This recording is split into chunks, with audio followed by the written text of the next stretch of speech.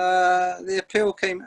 Obviously, a lot of clubs done the appeal during the summer lockdown, but we were in a position at that time when financially we didn't need to do an appeal, and we didn't think it would be having an appeal. We feel is when you need it most, and we'd sort of just started going back to normal operating procedures, and then the second lockdowns come in, and financially it couldn't have come at a worse time. The first team I think have played 7 or 8 games, but we've only had one home game on a Saturday. So financially, it's just come at a bad time. So we just put it together, the crowdfunding, like other local teams, and just put it out there. And so far, we've had a great response. So I think it's would have been up a week tomorrow. So it's been great so far, the response. How I mean, I know obviously you don't go into huge detail there, but I mean, how difficult a situation is it at the moment financially, and for clubs like yours and yours in particular? The 10 o'clock curfew, but midweek games, by the time the players have finished, the game's finished and the players have had a shower, come out, there's been times I think when we've been open for about 15 minutes after.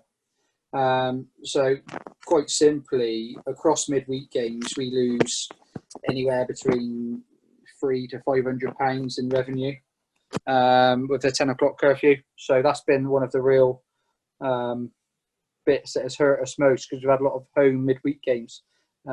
It's just how the schedules worked, really. It's worked against us, So,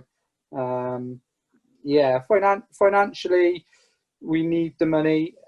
We've been reliant so far on sponsors up until now in sort of money that we had across the early part of the season, but it's slowly starting to diminish, hence the appeal. And Kieran, maybe you can sort of say a bit, what are you actually asking people to do with this appeal? How can they help? So I think the most important thing is, like, whilst we're not having home games, I think when I spoke to Joe in the players, just to ask for maybe even just the price of a home admission ticket. Obviously, we get a really good following at home, and the crowds we've had for the big games have been superb. So whilst we're not in regular action and they're not coming into the ground, if they could just donate the cost of a ticket for a home game, and it would just be hugely beneficial for the football club. We've had a really good start to the season, and we're still unbeaten. So hopefully, when we go back, the crowds will flock back, and we can repay them in with performances in try and keep that unbeaten run going. If they can support us as they have done through the whole season and through this tough time, that I'm sure every club is in the same situation. But as Joe said, we didn't have an appeal in the summer, and we're a newly formed team. So I think now the supporters and the fans have a little bit more of a connection to the players now. They've had maybe 2 or 3 months meeting them and things like that. So hopefully that they can come up trumps as they have done with the support that they've given us so far this season. Horsham Town's been one of the longest serving members of the Western League, and was a big part of the Wilts League as well, that we've now got a reserve team in. Community wise, we've got an under-18 team that's been up and running for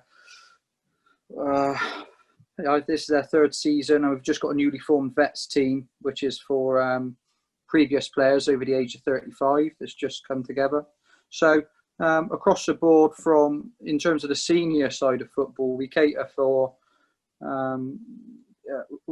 people leaving football from the age of 16 onwards. So across the community, we've got a real wide sort of catchment area for supporters and ex-players, current players. So community-wise, we're quite a big deal, really, along with the rugby club and cricket club. It's a massive part of Horsham, the sports sort of scene.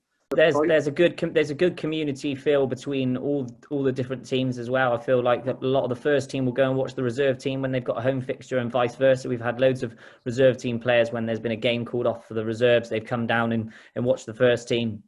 a lot of the coaching staff and the first team make sure they go and see the under 18s to make sure that they're developing well.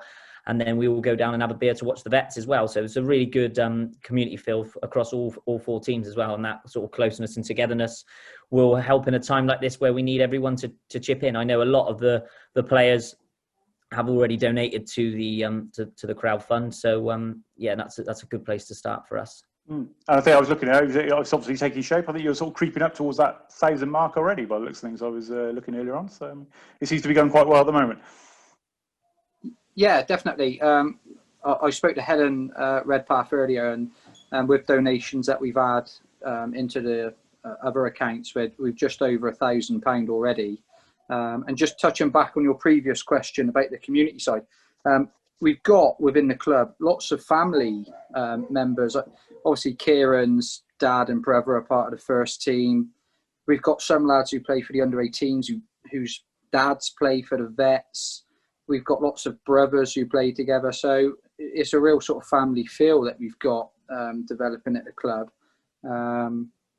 So that's sort of testament to what Kieran's bringing, and so many other people have brought to the club over the last sort of 6 to 8 months. I guess are you sort of quite hopeful in a way that, you know, something like this and what you're doing now and all the work you're doing in some ways might even bring the club even closer to the community as you go forward? You know, that might be one sort of positive benefit to come out of all this, of the COVID and everything else.